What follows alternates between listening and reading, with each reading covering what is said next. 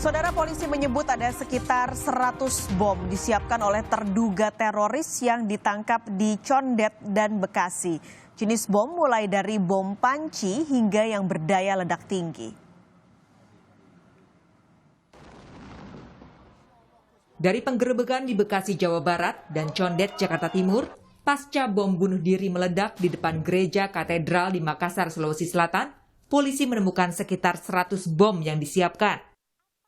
Di antaranya terdiri dari bom panci hingga bom yang berdaya ledak tinggi. Dan ada 12 bom siap ledak dari 100 bom yang disiapkan. 5 di Bekasi dan 7 di Condet. Ditotalkan dengan yang ada di Saudara Z itu sudah 12 yang siap untuk diledakan. Jadi 5 yang di tempatnya Saudara ZA, ada 7 yang di tempatnya Saudara HH.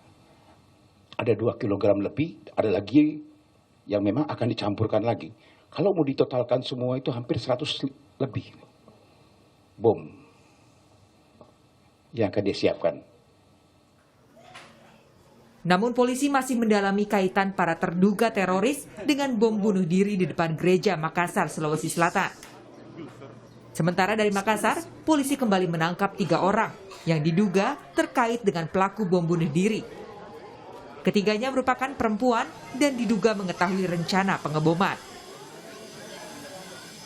Dari hasil identifikasi terhadap tubuh pelaku di TKP dan hasil integrasi, dilakukan pengembangan dan penangkapan terhadap 1 AS alias EK alias AR, di mana perannya adalah ikut dalam perencanaan, mengikuti kajian di Villa Mutiara, kemudian telah berbayat di markas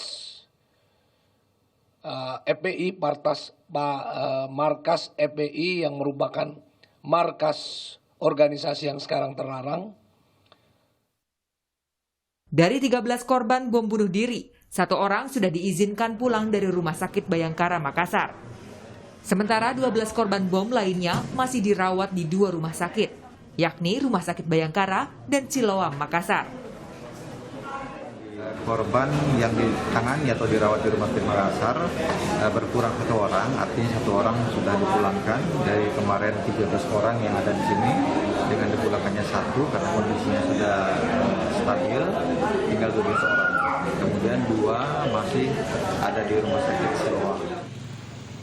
Hingga kini, polisi masih melacak sejumlah orang yang diduga terlibat dalam bom bunuh diri di depan gereja katedral Makassar, Sulawesi Selatan. Tim Liputan, Kompas TV. Informasi terkini soal hasil penggerebekan sejumlah lokasi terduga teroris, kita langsung bergabung dengan jurnalis Kompas TV, Cindy Permadi. Cindy, apakah ada temuan baru nih dari penggerebekan yang dilakukan oleh pihak kepolisian dari sejumlah lokasi tempat terduga teroris ini?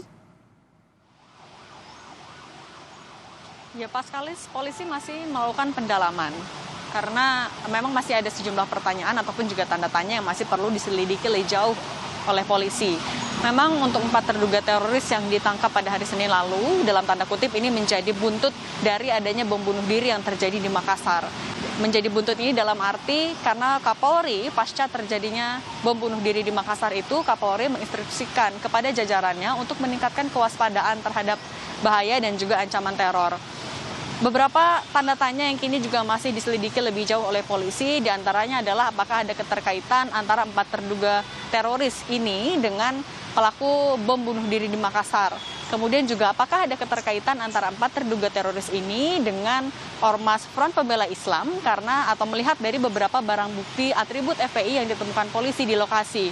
Selain itu tentu juga yang masih dicari tahu oleh polisi atau didalami lebih lanjut adalah target operasinya apa ataupun juga siapa, kemudian berasal dari kelompok mana, dan juga apa motifnya. Yang dapat dipastikan hingga saat ini adalah bahwa keempat terduga teroris ini saling berkaitan, kemudian juga memiliki peran masing-masing. Misalnya untuk terduga teroris berinisial ZA yang ditangkap di Cikarang, Bekasi, Jawa Barat. Ia memiliki tugas ataupun juga peran membeli bahan baku dan juga bahan peledak, kemudian memberitahukan kepada terduga teroris lainnya bagaimana cara membuatnya, bagaimana merakitnya. Kemudian yang kedua dengan inisial AJ yang ditangkap di Ciputat, Tangerang Selatan. Ia mengetahui cara membuat bahan peledak ataupun juga bom ini, kemudian juga ia membantu ZA dalam merakit bahan peledak dan juga ia bersama dengan salah satu terduga teroris lainnya pernah mengikuti pertemuan teror dengan menggunakan bahan peledak. Terduga teroris ketiga yaitu berinisial BS yang ditangkap di Mangga 2, Jakarta Utara. Ia juga memiliki peran, ia mengetahui cara membuat bahan peledak itu. Dan yang keempat, terduga teroris berinisial HH yang ditangkap di Condet, Jakarta Timur. Dapat dikatakan ia memiliki peran yang penting. Ia adalah motivator, fasilitator, atau dalam kata lain ia adalah otak dari perencanaan aksi teror ini. Ia melakukan perencanaan bersama dengan ZA. Ia juga pernah mengikuti atau menghadiri kegiatan pertemuan untuk mempersiapkan kegiatan amaliyah. Ia juga adalah orang yang membiayai dan juga membagikan video terkait teknis membuat bahan peledak. Selain memeriksa langsung keempat terduga teroris itu, kemudian juga memeriksa saksi-saksi lain, polisi juga mendalami barang bukti yang ditemukan polisi di lokasi kejadian. Misalnya dengan adanya bom yang siap digunakan atau bom aktif yang dibuat dari TATP. Ini adalah senyawa kimia pembuatan bom berdaya ledak tinggi yang tadi juga sudah sempat ditayangkan dalam paket pengantar, yang jika dirakit menjadi bom pipa ataupun menjadi bom ini bisa mencapai hingga 100 jenis atau 100 buah bom. Kemudian juga barang bukti lainnya yang ditemukan antara lain ada parang, kemudian telepon genggam, uang tunai, dan juga sejumlah atribut Ormas Front Pembela Islam, baik itu dari bendera, kartu anggota, kemudian pakaian dan juga lain-lain, Paskalis. Di samping penangkapan dan juga temuan yang ditemukan oleh polisi di beberapa daerah di tempat terduga teroris ini, tadi Anda juga sebutkan bahwa Kapolri meminta adanya peningkatan kewaspadaan dan juga keamanan. Nah, apakah ada langkah antisipasi dari kepolisian untuk mencegah ancaman teror ini dari jaringan teroris ini? Ya tentu pengamanan akan diperketat, utamanya adalah karena pada akhir pekan ini umat Kristiani akan merayakan Jumat Agung dan juga Paskah di hari Minggunya. Polda Metro Jaya sudah atau akan bersinergi dengan TNI, kemudian pemerintah daerah dan juga pengamanan internal dari gereja-gereja yang berada di wilayah hukum Polda Metro Jaya.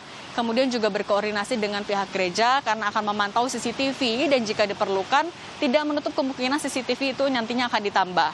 Juga melakukan atau secara rutin akan melakukan patroli skala besar yang nantinya patroli ini akan dilakukan di gereja-gereja ataupun tempat ibadah, kemudian objek vital termasuk juga tempat atau pusat perbelanjaan, kemudian juga di titik rawan ancaman kejahatan. Sudah dilepas pasukannya kemarin oleh Wakapolda, ada 2 kompi atau kurang lebih sekitar 200 personil gabungan yang diturunkan. Nantinya akan ada mobil-mobil patroli yang juga akan standby, salah satunya di tempat ibadah. Ini menjadi langkah preventif yang dilakukan oleh polisi. Memang belum dikatakan akan sampai kapan atau batas waktu pelaksanaan patroli skala besar ini, tapi tujuannya adalah untuk menciptakan rasa aman kepada masyarakat. Paskalis. Terima kasih, jurnalis Kompas TV Cindy Permadi melaporkan langsung dari Polda Metro Jaya, Jakarta.